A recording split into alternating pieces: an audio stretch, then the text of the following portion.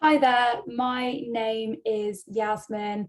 I'm a tutor here at Tutor Impact, and today we are going to be looking all at the kidney. So we're going to look at the anatomy, and then we're going to look at some of the functions of the kidney. Now, as usual, don't worry if you don't have any prior knowledge about the kidney, because I'm going to go back to basics and introduce you to this topic from the beginning. So there's no sort of prior knowledge really needed for this topic. Now, you first might be wondering what actually is the kidney. You might have no idea what it is. Now, the kidneys are actually a pair, there's two of them, a pair of bean-shaped organs. So they're organs in the body, like your stomach, like your liver, like your lungs. They're all just another type of organ. And these ones are quite small, they're bean-shaped, and they're on either side of your spine. And they're just below your ribs. So they're just below your ribs and behind your belly. So they're sort of sat sort of down and backwards in your body. And each kidney is about 4 or 5 inches long. So that's roughly the size of a large fist. So probably a bit bigger than my fist here, but they're a bit bigger than a normal sized fist. So a large fist. And there's 2 of them sat either side of your spine. And now looking at the diagram here, so you can see this is one kidney. So as I said, they come in pairs normally. So in our body, there's 2 of them, but here we just have one just for reference. And it's just been sliced open, sort of sideways on, just to give us a rough view of what these look like. So you can see in here, we have this inside part, and this inner part is called the medulla. And then we have the outer part, which is called the cortex. And you can see that labeled here. So you have the outer part, which is called the cortex. And we have the medulla, which is the inside, these little inside sort of shapes. They look like a guitar pick, but there's a sort of inner part of the kidney. We also have the renal artery, which is this red artery here. And the renal artery carries blood to the kidney from other areas of the body. So the renal artery carries blood to the kidney.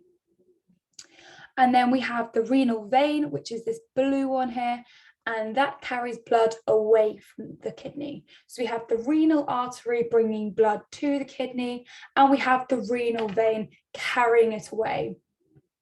We also here have the ureter, which is this sort of beige coloured tube here. And what that does, it carries urine from the kidney to the bladder. So just to recap those vessels, we have the renal artery bringing blood to the kidney. We have the renal vein taking blood away from the body. And then we have the ureter here taking urine, those waste products, away from the kidney. Now I've had a quick look at this diagram and sort of picked up on the key sort of features that we're going to need to know about today. We're now going to look at what the kidneys actually do.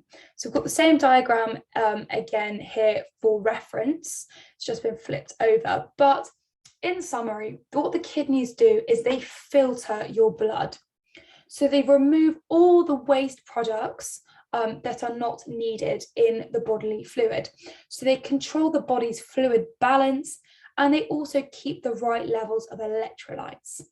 So all the blood in your body, all of the amount you have in the whole of your body, it passes through the kidneys, and it passes through the kidneys about 40 times a day. And every time it passes through the kidneys, it's filtered and those waste products are removed. So as we looked at before with the diagram, so we have the renal artery, and this is where blood comes into the kidney. So blood comes into the kidney via the renal artery, and then waste gets removed. So all the waste is then removed, and then salt, water, and minerals are adjusted if needed. So the body knows it needs a certain level of salt, water, and minerals. And if these are the wrong sort of level, then the kidney adjusts these levels by either getting rid of them or not getting rid of them to ensure that these sort of levels return to the optimal level for the body. So blood goes into the kidney via the renal artery, it's filtered, the waste gets removed, the sort of fundamental components of salt, water, and minerals are adjusted if needed, and then the filtered blood goes back into the body via the renal vein that we spoke about before. So it goes in, it's filtered, and it goes back to the body. Now, you might be wondering what happens to all of those waste products. So the waste products that the body doesn't need and that it filters in the kidney, this gets turned into urine, which collects in the kidney's pelvis, so the renal pelvis, which is this big beige area here. So it's this big beige area here is where it all collects, and it gets turned into urine. And then it goes down this funnel-shaped structure that drains into the ureter. So it goes from the renal pelvis, it goes down this little funnel-shaped tube here into the ureter, which then goes to the bladder, which is then excreted from the body when you get rid of it. Each kidney also has a load of little tiny finger-like projections called nephrons, and these act as the filter, and these can be found in this internal structure of the kidney. So these nephrons we're going to look at in a second, but these nephrons are what actually do the filtering. And you could have only 10% of your kidneys working and you may not notice any symptoms or problems. And that's because you have millions of these tiny little nephrons throughout the kidney that are filtering all of the blood. Now we're going to look at the nephron in a bit more detail, which is essentially the filter system of the kidney. So you can see a diagram of a nephron here, and you can see that quite a lot of this is made up of different tubules, which we are going to discuss now. So this, as I said, is the nephron, and each kidney contains millions of these nephrons. And urine is produced in these structures. So this is where the urine is created out of those waste products we spoke about before.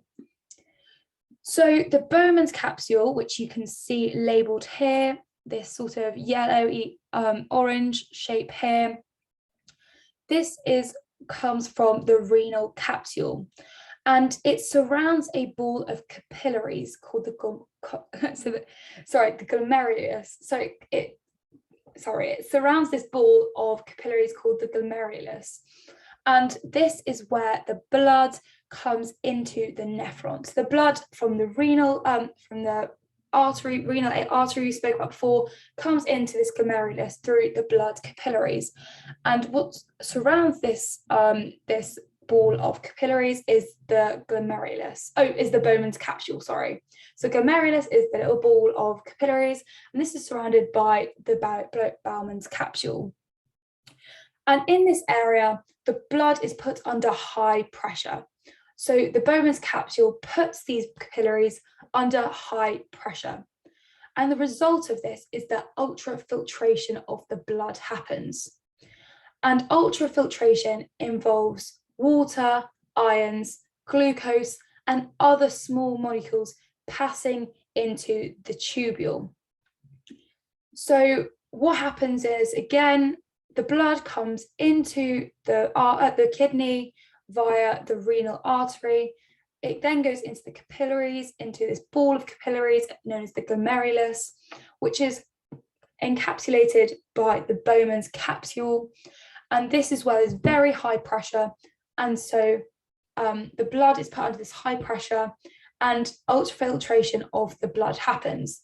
And as I said, this is where water, ions, glucose, and other small molecules pass into the tubule, which can be seen here. And it must be noted at this stage that larger molecules, such as proteins or cells, because of the size, because of their bigger size, these do not pass out and they stay in the blood. Now that is the first sort of stage of the process. We then also need to look at the first convoluted tubule, which you can see here. So this is the first convoluted tubule, and it's this yellowy orange coloured tubule. And what happens here is the selective reabsorption of glucose. Now, you remember I said before that things such as glucose, they're adjusted in the kidney. They're not completely removed because we do need glucose, but they're adjusted depending on the amount in the blood. And the first convoluted tube is responsible for the selected reabsorption of this glucose. We also have the collecting duct.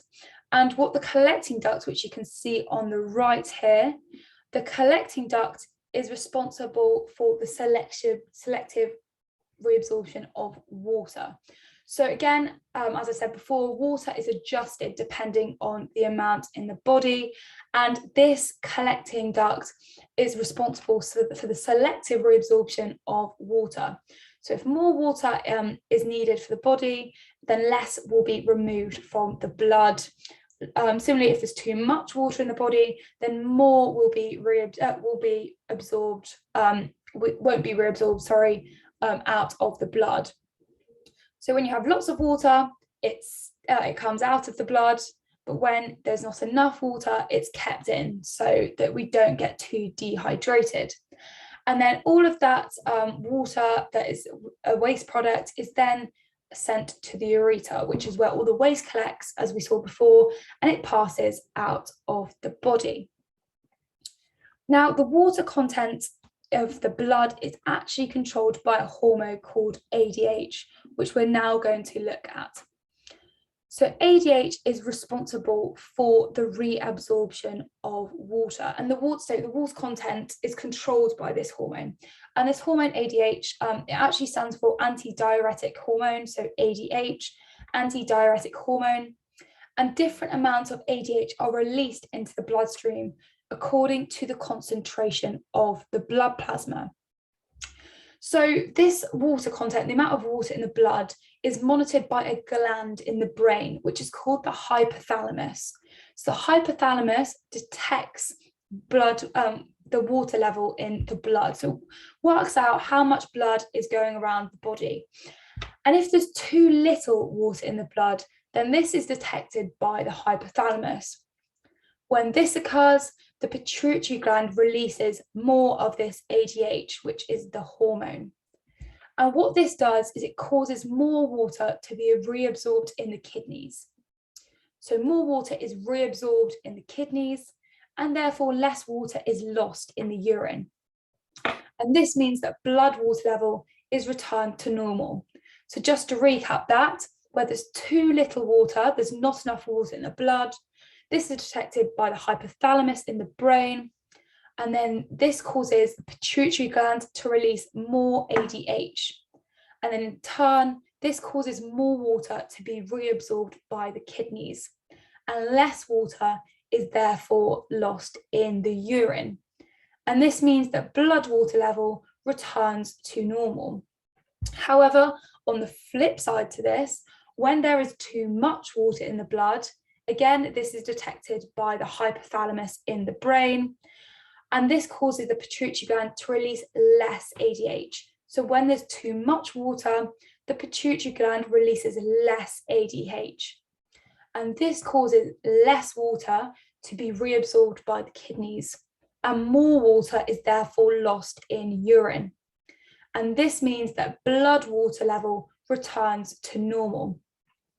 And this type of control is known as a negative feedback mechanism, and it keeps the concentration of blood plasma approximately constant.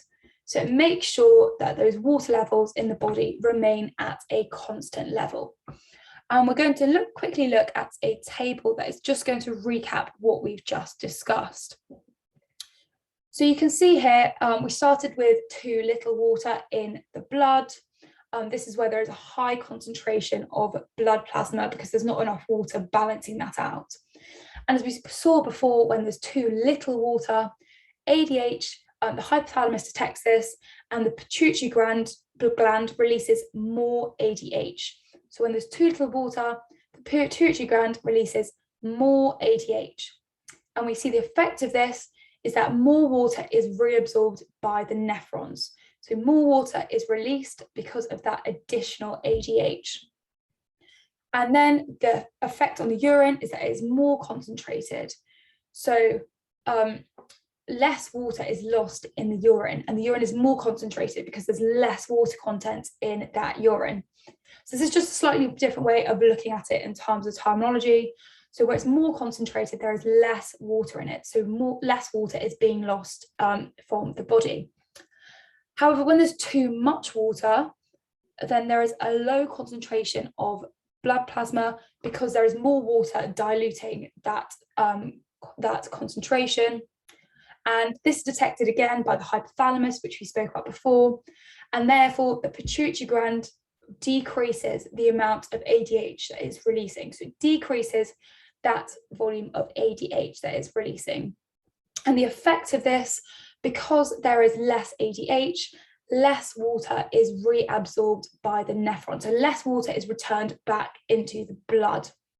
And the effect of this is that the urine is more dilute, and that's because there is much more water in that urine because it hasn't been reabsorbed by the nephrons.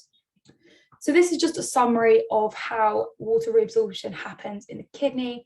We also looked at the structure at the beginning, and we also looked at how those structures play a role in getting rid of waste products and more specifically help with water reabsorption.